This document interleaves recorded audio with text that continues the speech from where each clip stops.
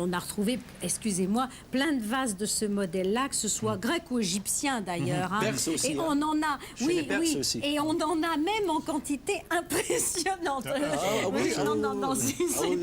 C'est incroyable, c'est vrai. Aussi bien dans des épaves d'ailleurs que dans des fouilles. Il n'y a rien dedans? Je cherche. Parce qu'on m'a dit que parfois on trouvait des choses intéressantes qui viennent, ça résonne, Et vous ne trouvez pas de trésor. Des huiles d'olive. Vous parlez justement, Philomène, dans votre livre de tout ce qui est alimentation, qu'on a parlé du food, mais le vin, évidemment, est une invention qu'on attribue aux Égyptiens. C'est-à-dire qu'en fait, les Égyptiens avaient du vin. Bon, beaucoup plus que maintenant. Parce que, excusez-moi, chers amis, mais le vin actuel, à part un ou deux, il n'est pas terrible. C'est pas la même goût. D'accord, c'est pas la même goût. Alors que... Le vin, c'est en France, on est d'accord. Ah, on est d'accord. Le fromage, c'est chez vous. Alors que, Chez nous, c'est autre chose. Par contre,